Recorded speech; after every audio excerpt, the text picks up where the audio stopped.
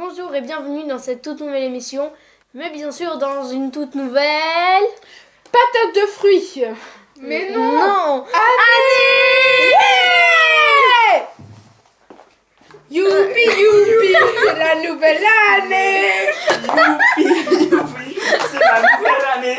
Bonne année.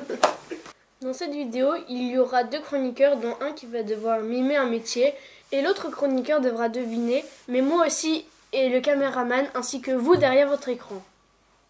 Attention Dimitri, top départ 30 secondes. Un illustrateur?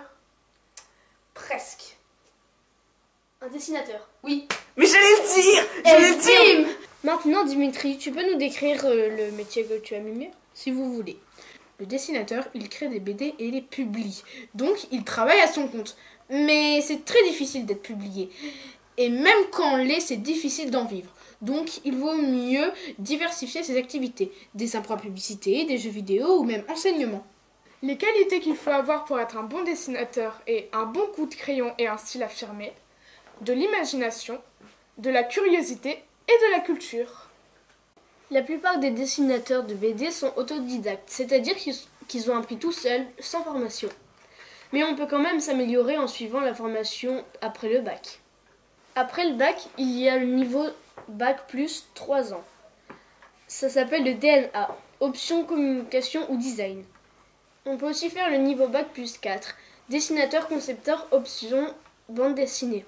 Il y a aussi le niveau bac plus 5, DNSEP, option communication, diplôme national supérieur des arts décoratifs de l'ENSAD. On passe maintenant au métier de Clémence. Clémence, à ton tour, top départ. Chasseuse. Ça se dit pas. Militaire. Oui, c'est bon. 7 secondes. Les militaires défendent le territoire et contribuent au maintien de l'ordre et de la paix. En cas de conflit avec un autre pays, si aucune solution de paix n'a été trouvée, ils peuvent devoir faire la guerre avec l'armée du pays. Certains combattront armes à la main, d'autres seront des techniciens qui entretiennent ou pilotent le matériel et les engins. Les qualités sont être capable d'obéir à l'ordre d'un supérieur sans discuter, avoir l'esprit d'équipe, avoir le sens du devoir, être courageux, aimer les sensations fortes et aimer se déplacer souvent. On peut être recruté dès 17 ans, sans aucun diplôme. Pour être recruté, il faut se présenter dans l'un des 110 centres de formation et de recrutement des forces armées, CIRFA. Après avoir rempli un dossier, on est convoqué pour 2 jours et demi en sélection. Bilan médical, épreuve de sport, test psychotechnique, entretien individuel. Ensuite, avec l'aide d'un recruteur, on choisit ce qu'on voudrait faire dans l'armée, combattant, pilote, mécanicien, etc.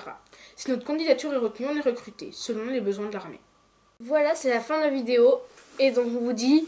Salut!